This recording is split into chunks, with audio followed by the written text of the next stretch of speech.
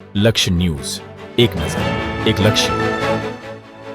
ફતેપુરા ખાતે તાલુકા કન્યા શાળામાં કન્યા કેળવણી મહોત્સવ અને પ્રવેશોત્સવ 2026ની ભવ્ય ઉજવણી કરવામાં આવી. આ કાર્યક્રમમાં પોર્ટ એન્ડ ટ્રાન્સપોર્ટ ડિપાર્ટમેન્ટના નાયબ સચિવ મુકેશ કંથારિયા ઉપસ્થિત રહ્યા હતા. ઉપસ્થિત સૌ મહેમાનોને મૂકી અને પુસ્તક આપી સ્વાગત કરવામાં આવ્યું હતું. તેમજ શાબ્દિક સ્વાગત શાળાના આચાર્ય શ્રી દિનેશભાઈ કે પટેલ દ્વારા તાળીઓના સાથે શાળા પરિવાર વતી કર્યું હતું. શ્રી કંથારિયાએ બાળકોને પ્રોત્સાહિત કર્યા હતા અને વિવિધ સરકારી યોજનાઓ અંગે માર્ગદર્શન પૂરું પાડ્યું હતું.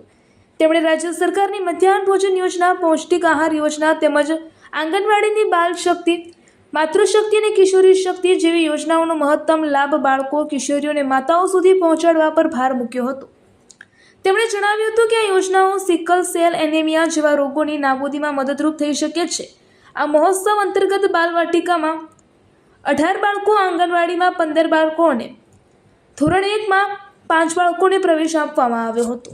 આનો મુખ્ય લક્ષ્યાંક ઉદયમાન બાળકોને પ્રગતિશીલ અને ત્યારબાદ નિપુણ બાળકો બનાવવાનો છે. માર્ગ સલામતી અંગે પ્રતિજ્ઞા પોર્ટ એન્ડ ટ્રાન્સપોર્ટ ડિપાર્ટમેન્ટ સાથે જોડાયેલા હોવાથી તેમણે માર્ગ અકસ્માતમાં થતા જાનમાલના નુકસાન અંગે ચિંતા વ્યક્ત કરી હતી. જીવન ખૂબ જ અમૂલ્ય હોવાનું જણાવી તેમણે ટ્રાફિક સેફટી અને અકસ્માત નિવારણ માટે ટ્રાફિકના નિયમોનું ચુસ્ત પાલન કરવા અંગે શાળાના બાળકો અને ઉપસ્થિત લોકોને પ્રતિજ્ઞા લેવડાવી હતી.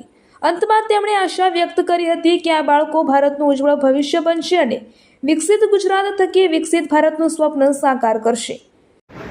આજ રોજ શાળા પ્રવેશોત્સવ અને કન્યા કેળવણી મહોત્સવ વર્ષ 2026 નિમિત્તે તાલુકા કન્યા શાળા ફતેપુરામાં બાળકોનો પ્રવેશ કરાવ્યો, જેમાં આંગણવાડીના 15 બાળકો, બાલવાટિકાના 18 બાળકો, ધોરણ 1ના 5 બાળકોનો પ્રવેશ કરાવ્યો.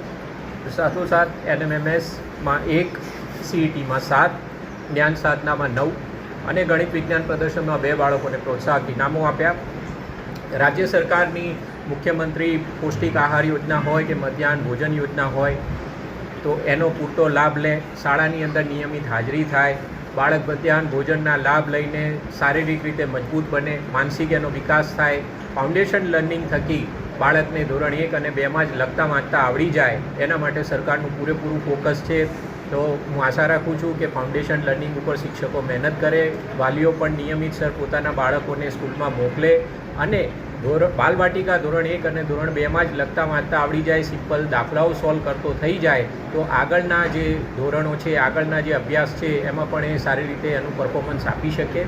સાથોસાથ આંગણવાડીની વાત કરું તો આંગણવાડીમાં પણ બાળ શક્તિ, કિશોરી શક્તિ અને માતૃશક્તિના જે THR પેકેટોનું વિતરણ થાય છે તેનો પૂરેપૂરો લાભ લે, જેથી બાળકો જો એની બાલ્ય અવસ્થામાં જ જો મજબૂત બનશે, શારીરિક રીતે મજબૂત બનશે તો આગળ જઈને એનો વિકાસ સારો થશે. કિશોરીઓ પણ હિમોગ્લોબિનની કમી જે હોય એ THRના પેકેટથી દૂર થતી હોય છે. સાયન્ટિફિક સર્વે કરીને THRની જે પ્રોડક્ટ બનતી હોય છે એ પ્રોડક્ટનો પૂરેપૂરો ઉપયોગ કરે.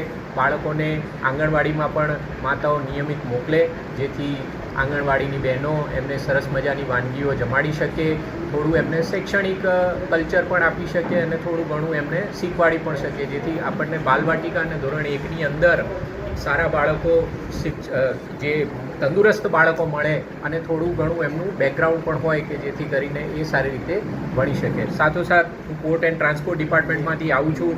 રોડ એક્સિડન્ટની અંદર વર્ષમાં ઘણા બધા જાનમાલનું નુકસાન થાય છે, તો જેથી કરીને ટ્રાફિકના નિયમોનું પાલન થાય અને અમૂલ્ય એવી જિંદગી ના ગુમાવાય એટલા માટે મેં આજ રોજ ટ્રાફિકને લગતા નિયમોનું પાલન કરવાની પણ વડીલોને અને વિદ્યાર્થીઓને પ્રતિજ્ઞા લેવડાવી છે.